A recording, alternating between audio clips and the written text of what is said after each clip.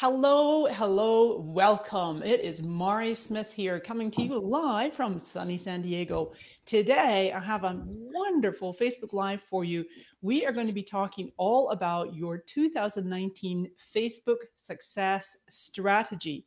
And I am delighted to have two wonderful guests, two wonderful people that I've known for so long that represent two fabulous companies you may well be familiar with. Without further ado, let me bring them right on screen.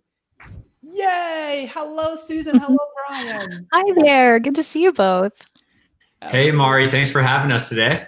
Thanks for joining us. So, friends, if you're not familiar with these lovely faces, we have Susan Moeller, and she is the Senior Marketing Manager at BuzzSumo. If you're not familiar with BuzzSumo, they are a content discovery and research engine platform. I love them. You can find out amazing stats and data there and surface excellent content. We're going to draw from a lot of research that BuzzSumo has done.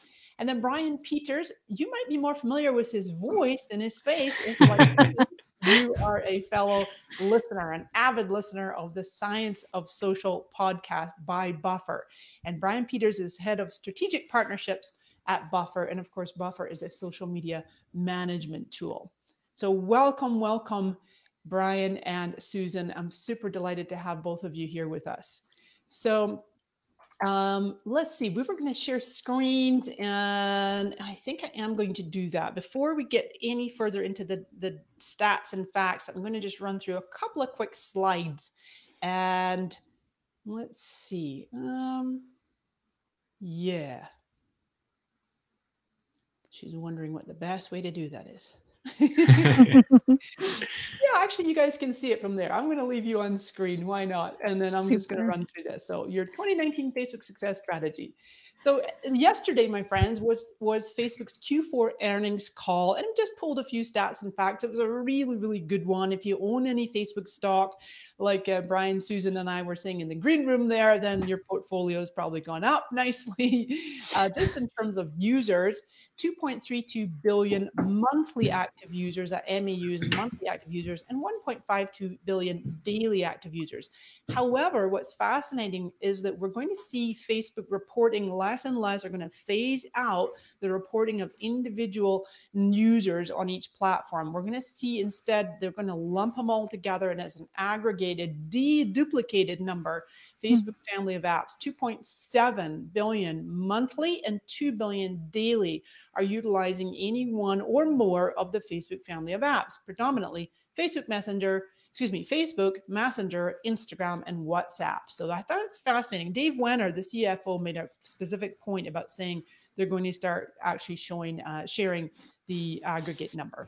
And I just popped one more stat in here because I thought it was exciting to see the Instagram stories are now at 500 million daily active users, which is clear half of their monthly. So that's 1 billion monthly active users, and half of which are using stories every day. That's awesome. A few specific updates before we dive into some of the wonderful research by BuzzSumo and Buffer. Groups, I always like to listen in between the lines, and specifically to Mark Zuckerberg's remarks, his opening remarks, which you can read on his profile, facebook.com/Zuck. He really made a big emphasis on groups and community and meaningful groups and becoming a central part of users' experience on par with friends and family. So what does that mean? Does this mean groups are going to be an even more integrated part of the Facebook experience? I actually think they're probably going to come out with a new version of the news feed. It's much more kind of stories and news feed combined, and maybe all video will sit on watch. We'll see. Stories are going to get new private sharing options, Facebook Watch. And if Zuckerberg, Zuck is determined that Facebook Watch is going to catch fire, right? I really enjoy some of those major programs. Obviously, Red Table Talk is one of the best on Facebook Watch. And there's a few others, but it's going to be coming mainstream. And then in Instagram commerce and shopping is going to get some new features. So that's pretty exciting stuff. This is just a quick graphic by our friends at TechCrunch showing the rise of stories use up here, specifically on Instagram. Last I heard, it was 300 million on Facebook. They're not catching on as fast on Facebook, but they just recently released Facebook did a new kind of tool, like a new camera, a new way to create stories on Facebook. You might have seen that. So this is my last slide in this particular part here, because then I'm going to hand off to Susan and then Brian. But this is kind of a sneak peek of coming attractions in this presentation today, because what BuzzSumo has done is actually analyze over 770 million Facebook posts to see what's getting the best engagement. And organic posts, it's really funny when I hear people saying, oh my gosh, organic doesn't work anymore. And, you know, but I can get as much as 65% organic reach on some of my posts, utilizing some of the techniques that we're going to be talking about today. And the average, though, friends, is between 1 and 6%. So 65% organic reach I can get, particularly using video. You'll see that when Brian and Susan share, that's a huge part of what's working now. Stories definitely is rising. I love all the work that Buffer is putting out there regards stories with examples and on the podcast and everything. Groups I just mentioned, but that's going to be more of an integral part also for businesses. So marketers and businesses want to really pay attention what Facebook is doing with groups. And then Messenger. Yep, you've probably heard the news, friends, that of course, Messenger is going to be, hang on a second. Oh, we lost Susan. Messenger is going to be integrated. So you're going to have Messenger with WhatsApp and Instagram Direct, not becoming one solid app, but that they can all talk to each other. And the examples that Mark Zuckerberg gave yesterday were there's 100 million people using Marketplace. So let's say you're on Marketplace and you go to make a purchase, and the person is actually wanting to message someone, and it turns out that their message button is WhatsApp. So you're on Facebook Marketplace, and you can just tap that and message them on WhatsApp or Instagram Direct, whatever the case may be. So that's pretty cool. Susan, I seem to have lost your camera. You're a black screen. Maybe just hit refresh. If you hold down the Shift key and hit refresh, you will pop right back in. Yeah, she'll come back in a minute. Great. So just a couple more things, I think, on that slide. Oopsie. Oh, here she is. Great. Yay. The joys of tech. And here we are talking about video. All right, not to worry. There we go. And I think I had one more bullet on there. Did I? Oh, no, I didn't. That was it. So organic posts, video, stories, Messenger. We'll be talking about all of that. So let me push that down there. And then, Susan, let's go to you first and say sure. Some of the research that BuzzSumo has done and what you're finding is really working with those 700 million posts, almost 800 million. Yeah, right. It was we looked at all the posts that had come online during the last year. So that was the data we were working with, and it was just so clear that video is engaging audiences much more than any other format. And I know, Mari, one thing that you had pointed out at one point was that using video doesn't necessarily mean you're not using CTAs. You still can do that. Right. But that video is really driving more engagements than everything else. And I think too, sometimes people have, and me being one of them, thought, well, photos are just as good. Not so much. They're really, photos are not engaging people nearly as much as videos are. In fact, the numbers are that video posts get 53% more engagement. Questions follow that, and then photos are after that. So keeping our eyes on video content, I think, is really important. And Brian, I think this was in your post, was an example of kind of some unexpected applications of video. The Norfolk Police Department, you should definitely take a look at Brian's post and watch the Norfolk Police Department. And I think it was Norfolk, Virginia. They're doing a lip sync and dancing down the halls of the police station. And it was tremendously engaging. And I thought unexpected too. You probably wouldn't think that a police video would be so engaging, but this one really was, because I think it tapped into into that fun, entertaining vibe that people want when they come to Facebook. So I guess the biggest takeaway from our research is that video is performing better than everything else. I think another thing that came out of what we looked at was more about how people are responding to those videos, and their reactions were really helpful, I think, for people who are using Facebook in a marketing context. When people are on Facebook, their reactions are love and ha-ha predominantly.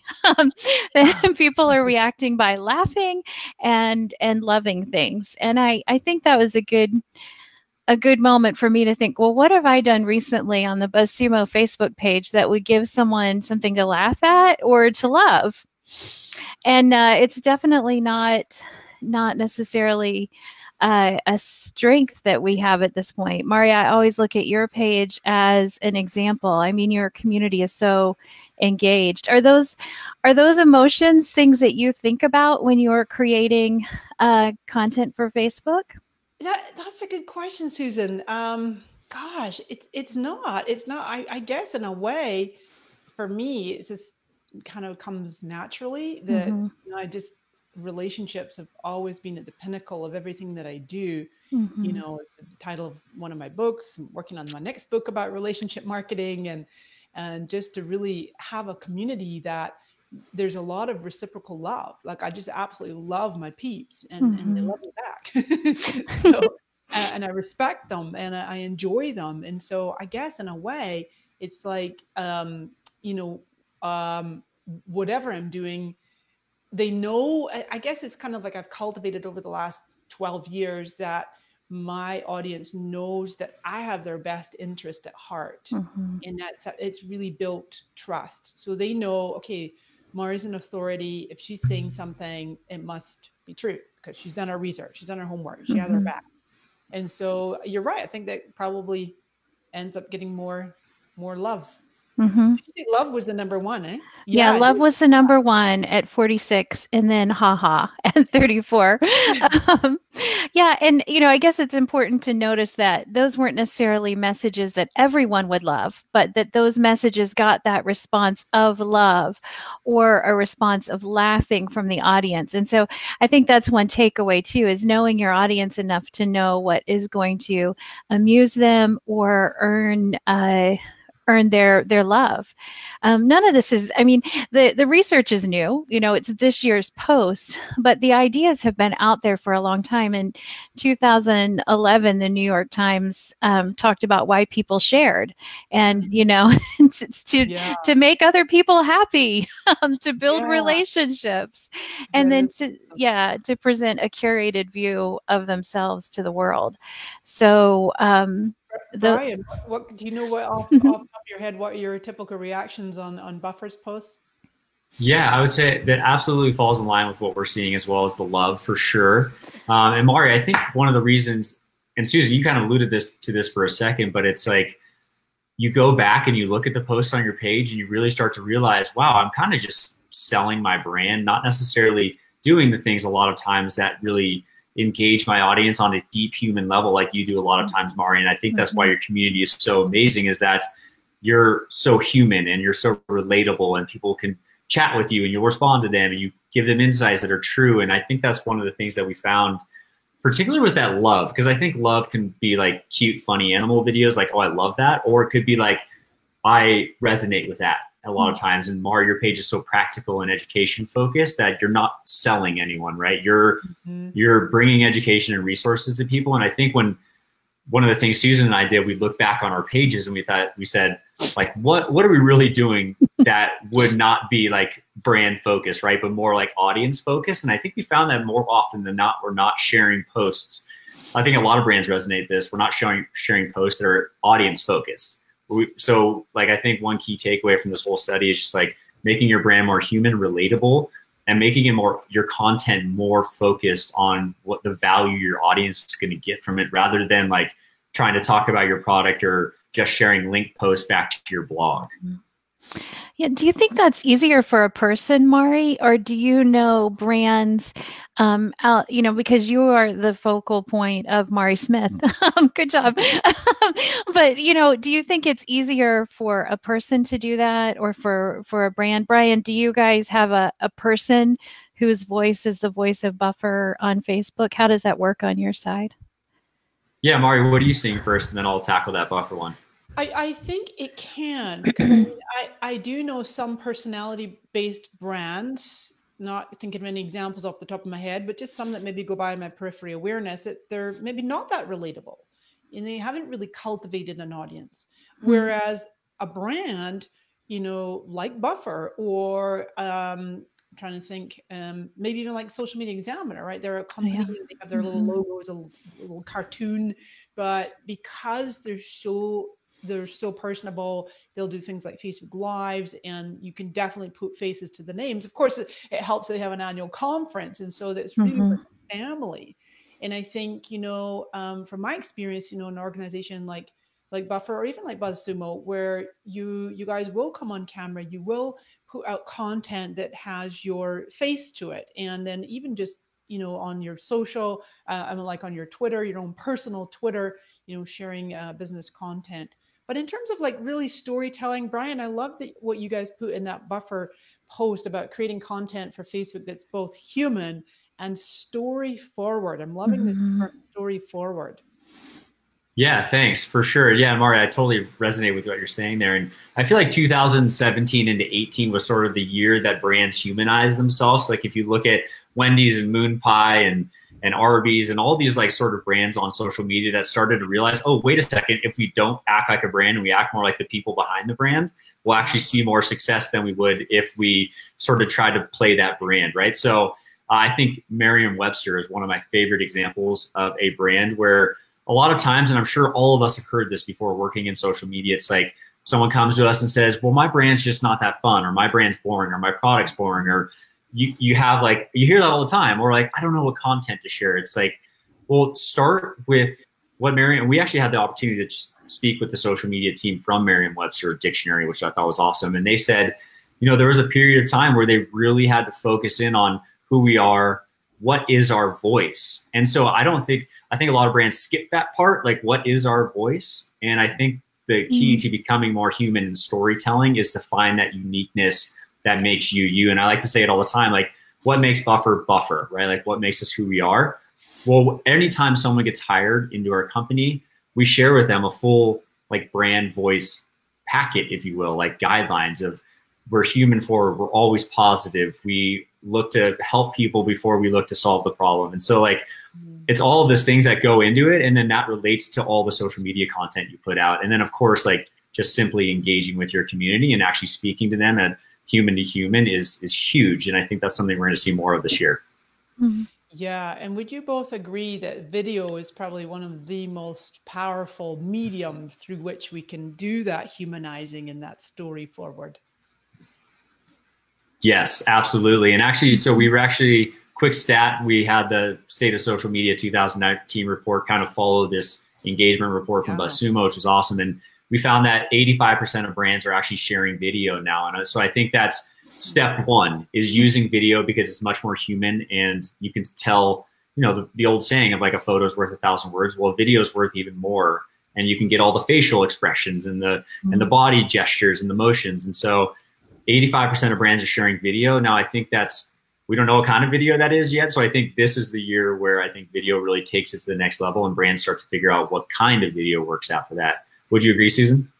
Yeah, I definitely agree. You had mentioned Social Media Examiner, and I looked at their page recently, and it's just faces talking, and I think that is so engaging. And so, it is very human. I think a lot of times, especially with the pages that I follow, which tend to be small, medium-sized business focused pages, a lot of them are kind of home settings, and so I think that even more brings an element of humanity into it. You're not just watching someone talk, you're looking at a version of their home, and that I think gives you that emotional connection too. I'm curious to know if videos that don't focus on people, but you know, as time goes on, will videos that are more screen focused or screencasts, will they be as engaging going forward? I don't know, but I think it'll be interesting to watch the content of videos. Videos of cats. Cats. And animals. Yeah. Oh yeah. You know, I got to tell you, I did some analysis. This isn't within Facebook, but this is just posts on the internet. And I looked at the 3 words that perform best. Dogs versus cats. And I was like, there you go. I spent my whole day coming up with this analysis that people like dogs and cats. That's amazing. Wow. Yeah. Yeah. And so I actually would love to just add to that really quick, because I think one of the questions viewers are probably thinking like, well, I don't want to be on camera. I don't have employees that want to be on camera. How am I supposed to make my brand human if I can't be on camera and do that sort of thing? And I know, Mari, you probably have a great bunch of tips for this as well, but I think there's still a lot of space and room for brands to make educational videos that don't necessarily have to focus on their face or the actual human, right? So at Buffer, what we've done, we've seen a lot of success with, is we've actually been repurposing our blog posts into short 20-second to 45-second snippets of if you will, of like these 3,000 word blog posts into something that you can learn in 30 seconds with a video. And so in 2017, we actually drove more than 2 million views just making these sort of educational quick videos, if you will, using Animoto. And so that's something too to keep in mind, is that I don't necessarily think that in order to be an effective video marketer that you have to make human only videos, as long as I think the key is to make them relatable and also always educational and valuable. I think that's the key, rather than selling your brand would be the opposite. Yeah, no, I agree. I actually just recently did a video tutorial on my page. Folks can find it a little further below the other day, about how to create a 15-second blog teaser video. So that every time you publish a new blog post, you don't necessarily post that as a link post on Facebook. You make a little teaser video. It's not like you're trying to condense the whole blog into one video. It's just a video in order to play with the algorithms, right? Because we know that video works best on Facebook. So go ahead and create this little short video. And like Brian, you just said, it does not have to be a person on camera. You can use stock footage. I am a brand ambassador for wave.video, and that's the one that I recommend in that tutorial. Folks can find on my page. You know, add your own footage, add stock footage, music, text overlay is really important, right? People tend to watch sound off, even if it's just music, doesn't matter. But yeah, absolutely want to do a little text overlay.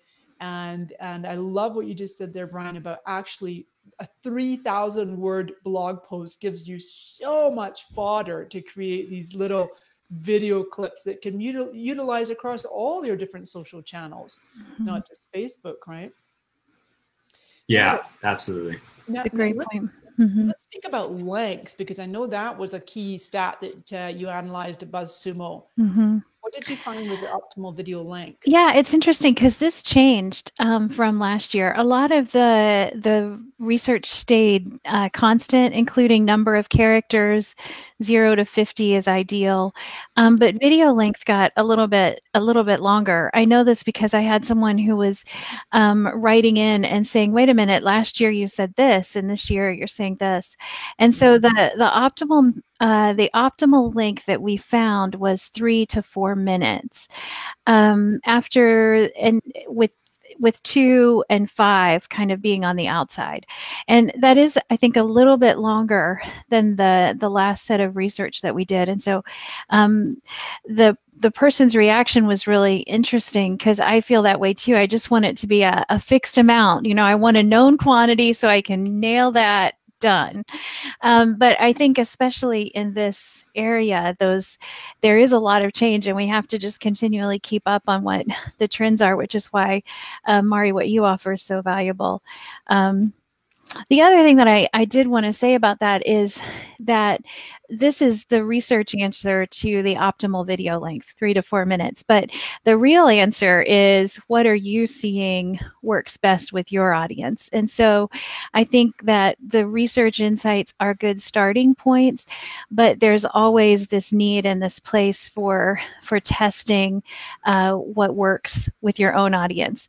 And I've done some analysis recently for people just using the BuzzSumo Facebook analyzer, and they're seeing that for them, the content length that's most effective is 300 characters. So they're an outlier in the 777 million group. But for their audience, they need to adjust a little bit from that. And I'm definitely an outlier there because I tend to be quite verbose, and I do a big 500, 700 word blog post as a Facebook update to go with my video. I need to circle back and add a little more text than the one I did yesterday. But I just find that serves two audiences. For me, it's just always worked, because then if people don't want to watch a whole video, they'll just scroll through the text. But I really like that. And I know that, Brian, you guys were really emphasizing this too over on Buffer, that how important it is for businesses and marketers to really test. Like, okay, you've analyzed hundreds of millions of posts, and your business might be an outlier. You might find that your particular audience just prefers longer video, prefers live, or prefers short or recorded. There's a lot of different variables that go into it. So it's really important to test. And I thought that was interesting, Brian, that you just said, what length were those videos that you're doing? Was the repurposed blog posts? Yeah, great question. I would say, though, those usually land in the minute to 2 minute range. We've seen success. It's really hard. I like the idea of classifying the two, right, Mari? So you said a teaser, which I think is great. If the ultimate goal is to drive traffic to your website, I think keeping it shorter might be better, because then it's like, especially when you're repurposing a blog post, other things probably separate.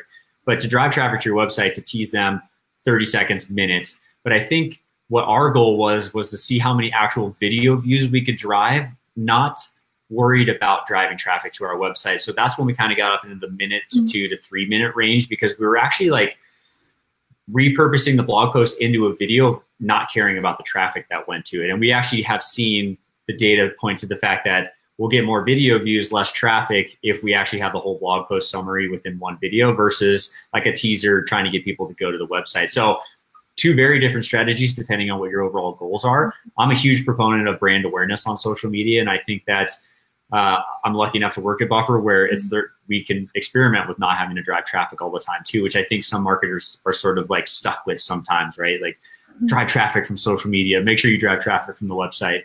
But Susan, I think really quickly, just kind of following up on your point of the 3 to 4 minute video length, I think I think the reason that we're seeing that in that data set is that a lot of like Jay Shetty, one of the top influencers on Facebook in 2018, he drove like 40 of the top 500 or something like that. And his videos are 3 to 4 minutes. And so those are highly produced, beautiful videos. And Mara, you have your Facebook Lives and everything like that. So I think that there's definitely two ways to approach it. And those, it's cool to see that now longer videos are working on Facebook rather than like used to be 30 seconds. And then you have the BuzzFeed Tasties work at 30 seconds. So yeah, like you said, definitely experiment with multiple video lengths on your page. Yeah. Brian, when you're doing the videos that aren't intended to drive traffic, is the primary goal just to get the awareness? Do you measure that in any way? Or how do you, I guess, quantify that? Do you look over the year or with each post, or what? How do you work that out? Yeah, great question. So a big part of us is not just, or the stats that we measure aren't just the 3 second video views. We're really looking at those 15, 30, 60 second video views, because who's to say, and this is just my opinion, but who's to say that a 60-second video view isn't more valuable than someone scrolling through your website, right? So I think we're in an age of social media marketing where it's hard to really say X equals X, right? Like, one page view is as valuable as a 5-second video view. And I think the nice thing, working at a brand that believes in brand awareness, it's like, yes, we do believe that a 30-second video is as valuable as a 30-second page view. So when we're looking at this, we're like, okay, 3 seconds, we'll put that aside. But how long are people watching the videos? How much engagement do we get on the video? And then particularly shares, because I think shares are the ultimate measure and bar setter for what someone found valuable. Because like we said in the beginning, going back and looking at stuff that I share on my Facebook page, and I'm sure that everyone shares, it's very like selective, right? So if you can get people to share that content, I think that's the ultimate measure of success. Mm-hmm. I love that, Brian. It's the ultimate bar setter. Yeah. Yeah.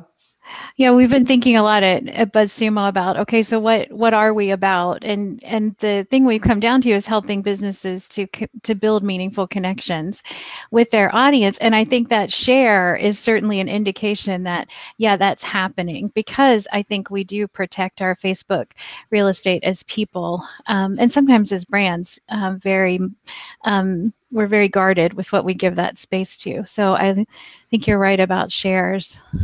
Yeah, shares is kind of the holy grail for me. That's one of my absolute top measures of engagement. It's basically free marketing. It's like word of mouth, right? So you can boost a post, you can go into Ads Manager, you make it into an ad, you can get more video views. But the shares is really the testament to how good your content is and how well it's resonating with your audience. And something I remember Brian Solis saying years ago is like, you're creating content for your audience's audience, right? Yes. Yes. So exactly like Brian just said there, if your goal is to get more shares, think about how you can make your audience members look good. I would like to say look good in front of their audience, right? They say, oh my God, I'm so happy you shared this. This is really on point. This is really, I was looking for something like this. It's very helpful content that they might not have discovered by themselves, but because of your audience member sharing it, they did. So I love that. I also want to just pop something in here on the topic of video length, and keep the questions coming, my friends. I'm seeing your comments come in here. We'll get to as many questions as we can in a moment. So I was just over in London last month working with Facebook in their blueprint department and helping to craft another course that they're working on, another certification course. It was really fascinating. One of the discussions that came up is around video length. And one of the more senior Facebook staff said 15 seconds. He went 15 seconds. And I'm like, oh, no, that's just for ad breaks. 15 seconds. We know that's for ad breaks. No, he's like 15 seconds. Viewership tapers off, right? The attrition rate really goes, retention rate goes off after 15 seconds. So we're just encouraging everybody to do 15-second videos. And I'm like, well, yeah, but there's categories. We have to think of video in categories. So you've got, there's definitely your 15-second, which I mentioned earlier, are great for your teaser, to put a little teaser blog post out there. So you can put the link with it, and it's just to get that movement and catch people's eye in the newsfeed. Excuse me. And then you've got what Facebook calls long form content. Long form is 3 minutes or longer, right? And then in a different category, you've got your Facebook Live, because nobody's going to go live for 15 seconds or even for 3 minutes. Live is typically going to be maybe 18 to 25 minutes if you have a regular show and you're doing like a weekly show. It could be live or recorded, like Red Table Talk. Or you might want to go live for a whole hour. You can go live for up to 4 hours if you wanted to. And so you've got these different video lengths for different purposes. And I agree what you said earlier, Brian. I'm going to go back and watch this. I'm going to get this transcribed as well, because I love what you said about marketers stopping to think, is a video view at least as, or possibly more valuable than a website visitor? And just looking at how you can cultivate that community and that engagement. And obviously another element is doing retargeting. Video views, ad retargeting is a wonderful reason to focus on views. So yeah, and it's like podcasting too, not to derail us into the world of podcasting, but it's very hard to prove the value of podcasting. But is someone spending 15 minutes listening to your podcast as valuable as a web visit? Probably more valuable, but it's so hard, I think, particularly social media marketing, to really show the value every time. So then marketers are stuck going back to website traffic, right? And like, did my pixel get the count for that sale or whatever it is? And Susan, at BuzzSumo, how do you view engagements and versus like website traffic versus video views and all that? Yeah, it's a great question. I would say, that we are not maximizing on video. We don't have that many videos on the BuzzSumo platform.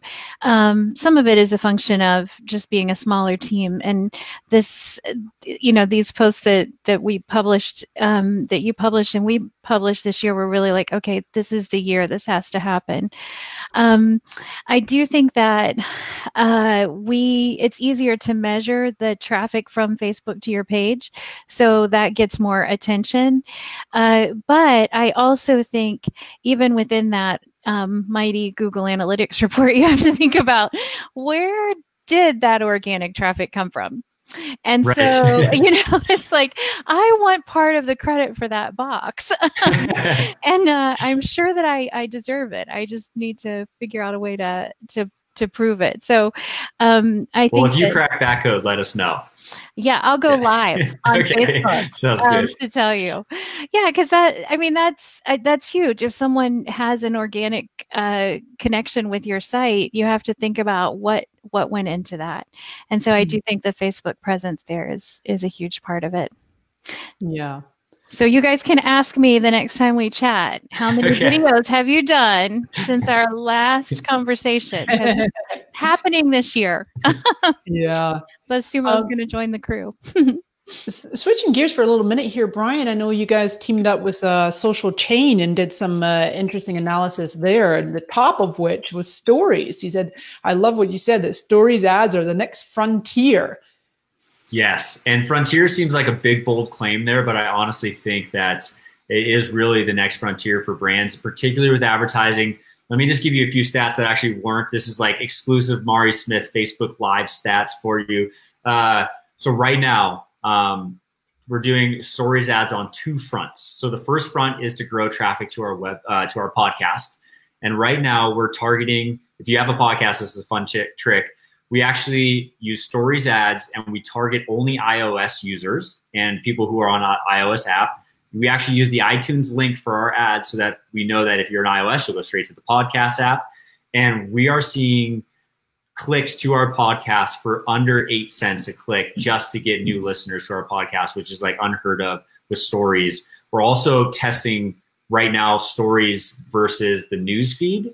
And we're seeing some incredible results with stories ads actually driving traffic. So I know before we were talking about how Buffer, we love brand awareness and all that with videos, but I think that there are a time and place, or there is a time and place for driving traffic to your website, and particularly stories ads and advertising can be an incredible way to do that. Even just like you said earlier, Mari, retargeting that audience who have watched your videos, right? So that's one of the techniques we use. We run a big video campaign, we grow videos, then we create a custom audience based on people who have watched our video for more than 15 seconds. And then they get a lovely little ad from us to go check out more resources on our blog. So we really do believe in the power of stories. That's why we launch Stories Creator, our brand new design tool. Oh, that's and right. Yeah, that was recently back in November. So check out Stories Creator. But we really do believe in the power of stories.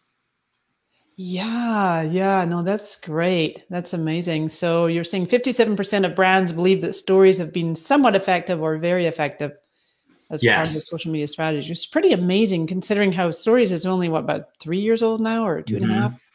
And Facebook stories even younger. And that's a platform that's really just getting started as well. And I know a lot of people are like, who uses Facebook stories? But everybody says that before it's the next 500 million user platform. So you know what's interesting is Sheryl Sandberg actually brought that up on the earnings call yesterday, that she said that the inventory, paraphrasing, the inventory is there's more inventory than there is demand right now on stories on both Instagram and Facebook in particular. And I've been saying this for quite some time, that there'll never be a time in history where stories ads are so cheap. Right. And so, the advertisers take note. Now is the time. And a little plug for my own course coming up in the matter of days now. I'm going to be launching a stories training for business, specifically fundamentals of stories for both Facebook and Instagram. So I know there's a lot of businesses out there that are still kind of scratching their head and going, what the heck are stories? How do they use them? How do I use them for business to drive business results?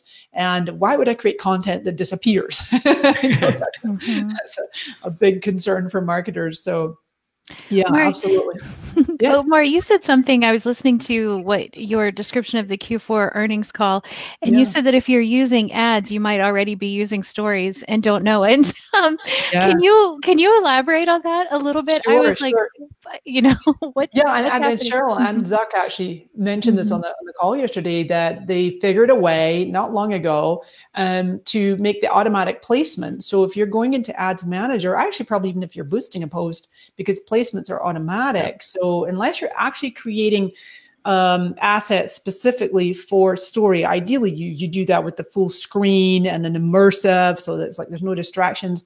However, Facebook figured a way that even with an image post, a video post, a link post, that if you have automatic placements checked and it qualifies, it fits on the stories format, then your ad is automatically appearing in the stories format, assuming that your target audience is there as reachable through that format. So yeah. And we actually saw some results with that as well. The thing you have to be careful with that, Mari, and I'm sure you're going to be talking about this in your course, but it's like if you're posting a vertical, like let's say a traditional landscape video as an ad, you have to be careful because that's going to show up as a landscape video in stories. And so it's not going to feel native to the stories platform, which is why we always suggest like going that extra step and verticalizing your video. It's definitely extra work, and instead of like just automatically checking Instagram stories as a part of the automatic placements, like removing stories, creating a different ad set for the stories format itself, then using that vertical video or vertical photo. So like Mari just said, it's not distracting and it doesn't seem out of place when people actually see your ad. I totally agree. You're right. It takes that little extra few steps, right. But there's definitely some wonderful tools out there. A mobile app that I like is called Video Leap. It's called Video Leap. It's like a little fox icon, I think. And that's really good. Oh, some people are saying my audio isn't good. I sound much quieter. Is my audio? I'm sorry. I only just saw that. That's weird. Well, I should be on the right. I might be able to just check that real quick. I'll hop off and check that real quick, but I know I have this mic, if you guys can hear this mic. Yeah, we can hear that on our end. So, yeah, that's bizarre. Maybe it's a little connection thing going on. What else should we share? Stats and facts and what people can take away from today. I thought something that that Brian had in the post at Buffer that was interesting was about the CEO. Is it Strive or Strive Malaysia? I'm not sure how to pronounce it. Yeah, maybe you could explain a little bit more about that. But I thought that was a really good example for people who are interested in helping the C-suite kind of come online a little bit more. Yeah, I thought that was a really great stat as well, Susan. So I think there was the stat in our article that showed only 40% of CEOs are actually active on social media right now. And of that small percentage, I think 72% of the 40 are only on LinkedIn.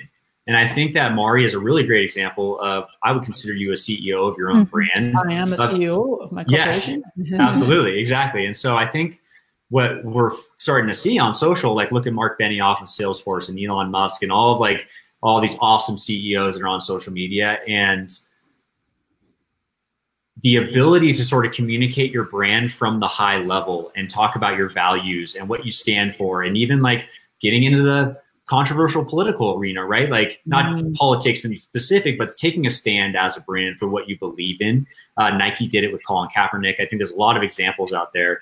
And we're starting to see that CEOs that are actually engaged and active on social media are seeing some great results, and it's actually equating to more business for the brand just based on them alone. That's neat. His posts were interesting too, because Mari, they are long, almost like blog format within Facebook. And I thought that was, definitely an outlier again, but so effective in how he reaches his audience. I was blown away by that. It's what was the number? 33 of the top 500 Facebook posts. He gets like 3 or 4 million per post. From one page. It's extraordinary, friends. So I'm going to pop that link in there that folks can take a look. Actually, I did want to mention one more thing, and we mentioned in the beginning very quickly, but it's around the messaging aspect of social media. And yesterday's earning call, I forgot exactly what Zuckerberg said. You probably would, or what they were talking about. But it was essentially around the fact that messaging features like Messenger and WhatsApp are going to become central to people's experiences. Yes. And what we found in the state of social media was that not many businesses are taking advantage of messaging as a marketing channel or as a way to grow your community. And I don't think you have to think about it as a sales platform, but more of a way to just chat with your community. And I think it was something like 3/4 or 71% of brands don't use messaging apps at all. And 50% of marketers in 2019 aren't thinking about using messaging apps at all for their business. So those are huge numbers. So brands just completely disregarding messaging. And I think it's clear that Facebook and their entire, global suite of apps, I think that's a big opportunity that is kind of untapped for a lot of brands. Yeah, I agree, Brian, that I really thought kind of last year would be the big year for Messenger and chatbots. And my good friend Larry Kim, he's the founder of Mobile Monkey, and he's been really writing quite prolifically ever since, was it last Friday that the announcement came out about these the messaging apps being integrated, being able to be seamless and talk to each other, WhatsApp, Messenger, and Instagram Direct. Because what that could very well mean for chatbot users and creators is the ability to suddenly have your audience more aggregated and be able to message them at the click of a button with one chatbot versus 3 for all 3 platforms. So I think it's going to be a very exciting year. Now, keep in mind that they're not going to roll that out. Facebook's not rolling that out until the end of 2019. Beginning of 2020s, we're going to actually see that integration part. But to your point, Brian, you're absolutely right that Zuckerberg definitely said that private sharing in groups and stories will become more central to the experience. And so, yeah, it's going to be interesting to see what they've got rolling out. I've heard some rumors that some really big things are going to be changing. As I mentioned earlier, it's like they've been kind of putting fires out for the last 18 months. And then now they're like, okay, all right, now let's get back to building things, building experiences. Susan, did you have any more facts or stats? Because then I'm going to hop over to a few more slides here. No, I think that covers the big ones. Great. Make your videos, me included. Make them 3 to 4 minutes long and make them something that people would be interested in when they're in a Facebook frame of mind. Yeah. There's a lot of good inspiration in the post as well that people want they can check out later. Yeah, exactly. And friends, we'll be sharing the links. We've got 3 links. I think I've popped 1 or 2 of them in there, but we'll make sure that you get all these links of the screens that I've been sharing. BuzzSumo, they're calling it the 2019 Ultimate Guide to Facebook Engagement. And then Buffer followed up with, based on a lot of that data. I love you guys' headlines, Brian. What, 777 million, 367,063 to be precise. Facebook posts tell us about successful content in 2019 new research. And then I mentioned earlier, and I had it up on the screen a minute ago, was the State of Social 2019. That's a great report in conjunction with Social Chain. So let me just do this, friends. I'm going to pop my deck back up here. Yep, it's there. And so as we talked about, it's working now. The organic is still working. I've got a couple slides more to just show you to underscore that. Video, stories, groups, and exactly to Brian's point right there is Messenger. I did have that as a bullet as well. Let's not forget that engagement is still key, and that's the whole premise of BuzzSumo's research with those 777 million posts, and that Facebook is still, and I put parentheses in here because it has been a full year since Mark Zuckerberg declared, okay, team pivot, we're all going towards meaningful social interaction, and everybody inside had to do that, and then outside, of course. So get your audience to comment as a full sentence if you can, not just one word. I have good reason to understand that does affect the algorithm. So not just looking for one word comments, but maybe 5 words or more, full sentences. Sharing for sure, as Brian mentioned earlier. I do have some people who say to me, do you delete posts that don't get much engagement? I don't. People seem to believe that hurts the algorithm if you've got a post that doesn't get much engagement. My best advice is slow down. Don't try to turn the volume up and post more if you think you're not getting as much engagement. And then definitely you'll get better organic reach if you add even a few dollars to boost your video posts or other posts, and ideally an ads manager, but you can use the boost button.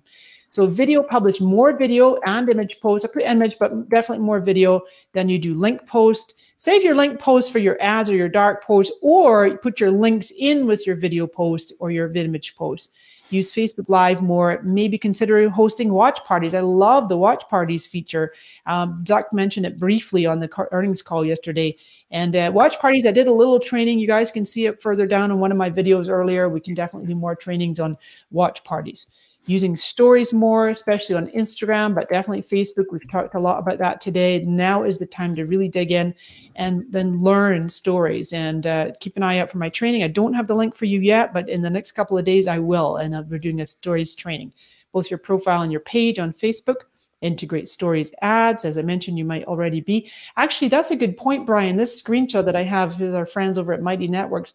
That's an example of an automatic placement where you see the landscape image and the text is kind of big and bold, and there's kind of more to it maybe there.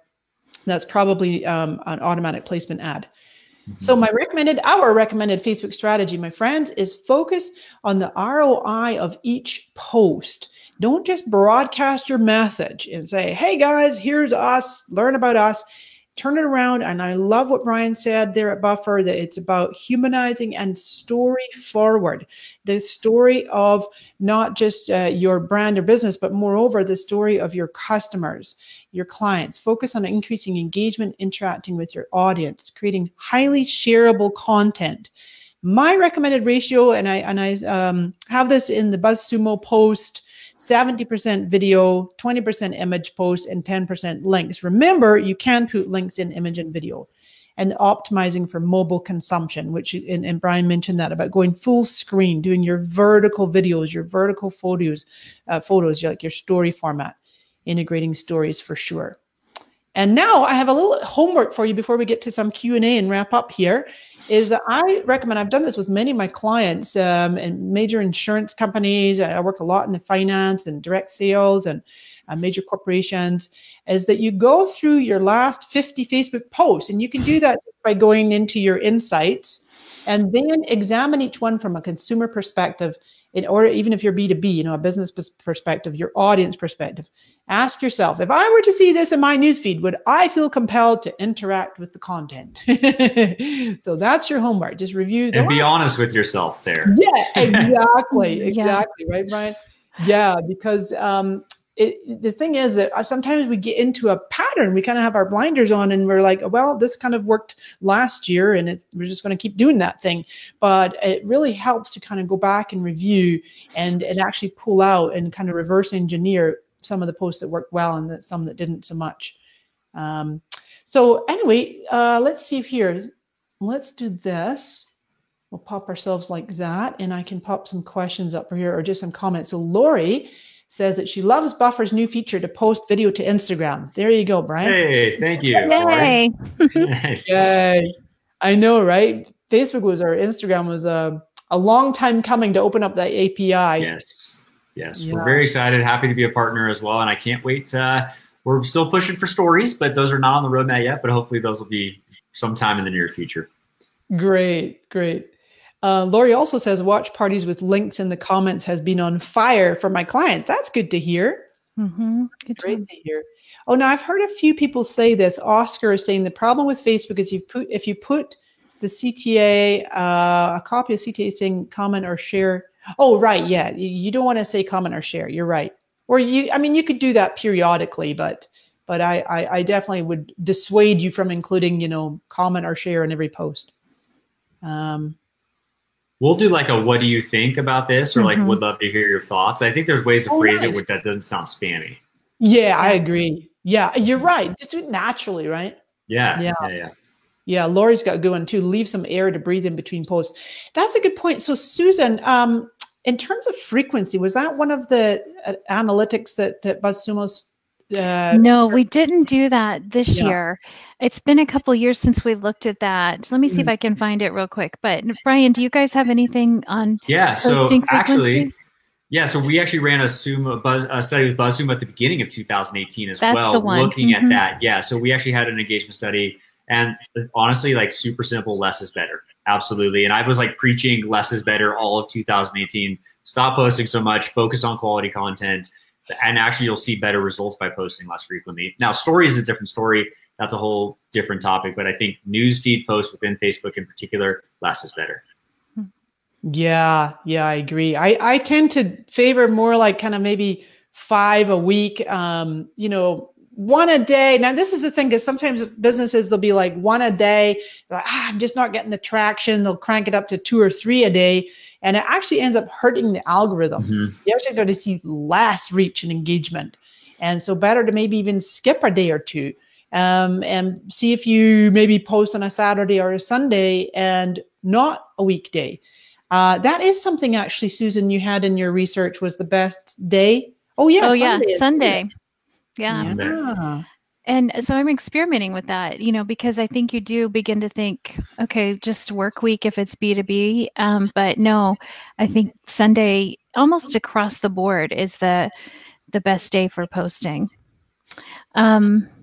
Yeah, I think that the jury is out for me in terms of whether there's simply less competition at that time, that maybe you have more access to people simply because there are less posts, or if it's because audiences are more engaged right now. The data doesn't show us that, but it does kind of indicate that Sunday is a better day. So if you're seeing your engagement decline, that would be an easy thing to try and test with your audience. Mm-hmm. That's right, Susan. It could be a bit of both. There's less posts and there's more people on, when you're supposed to be sitting around a family dinner. It helps to have a scheduling system. Yeah, it does. Wait, what's that you said about a scheduling system? So there's Brian? a scheduling system out there that you can schedule for weekends. I forget the name, but yeah. I think it's a B thing. Yeah. we can make this simpler. Yeah. Exactly, guys and gals. If you're not using Buffer, that's the thing. So we were saying Sundays. That doesn't mean you have to be at your desk on a Sunday. You want to have that thought through and planned out, and go ahead and check out buffer.com to schedule all your social content. I had one last quick question I wanted to pop in here, like a good one from Gwen. She's saying, what are some of the KPIs you use to measure impact? What would you say to that one, Brian? You got any off the top of your head? You probably mentioned a few already. Yeah, absolutely. I'd say on the brand awareness, I like to group KPIs into 2 different buckets. On the brand awareness side, absolutely look at length. And if you're posting videos, I like to go deeper on the metrics. So absolutely still look at likes, comments, and just 3-second video views. But I think you should, if you're thinking about brand awareness, take that to the next level and look at length of video views, look at shares, and then look at just overall comments to get a really good gauge about how your content's performing. Then on the boosted sort of like bottom of the funnel side of things, where you're actually trying to generate traffic and sales, definitely make sure you have the pixels set up on your website, and definitely take a look at traffic and just overall time spent on website from that. Your audience, the custom audiences that you can build, what are the sizes of those? And so I think I like to lump it into both brand awareness and then sales, so that I can get a clear picture of how the content's performing. I love that. It's so important to put your KPIs into different buckets, because, even actually it was one of the earnings calls last year that, or year before, Sheryl Sandberg began to use this term proxy metrics, which are a little bit like vanity metrics. And so we've all been kind of schooled for like a decade. It's about number of fans, get as many fans as you want and as you need. And then, oh my gosh, it's about the reach, just more reach. But it's like both of those, even engagement, aspects of engagement are more kind of in the proxy metrics category.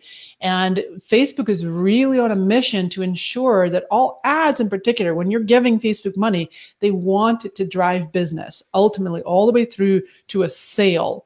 So as Brian was just talking about, I love that.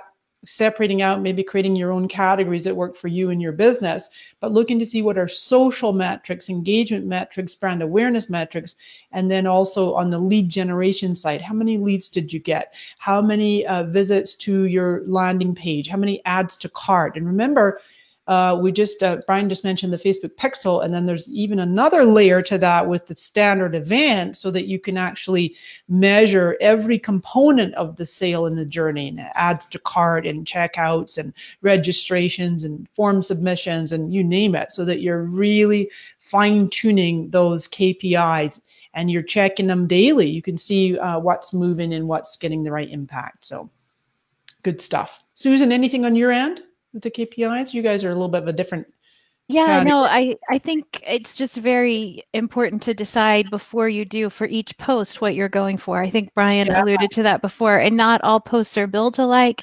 They shouldn't all be measured alike. And kind of like children, those little Facebook posts. You need to measure them based on their strengths and what they were intended to do. I love that. I love that. Well, there you go. Oh, that's awesome. That's great. Well, on that note, my friends, we will make sure that you have these great posts, and definitely check out BuzzSumo.com. You guys have a free account as well, don't you? You just still have that page analyzer? The page analyzer, yes. In fact, you can set it up so like I can go on and see you're one of my page feeds that I monitor, see every day your most successful posts. Yeah, so we really like that. That's great. So buzzsumo.com, and then of course buffer.com, and definitely go pull out your phone, pull up your podcast app, and subscribe to The Science of Social. It's truly, truly one of my absolute favorite podcasts. No fluff, just the good stuff. And the dynamic Brian and Haley, you guys have great chemistry, and you just always do such a great job. I love listening to you. Thank you so much. That means a ton to get a shout out from you, Mari. That's amazing. Thank you. You bet. Thanks again for doing this, my friends. And if you got any questions that we didn't get to, pop them below. We'll circle back and make sure that you get your responses. Thanks for being here. Thanks so much, friends. Bye-bye for now. Bye-bye. Brian, thanks, Susan.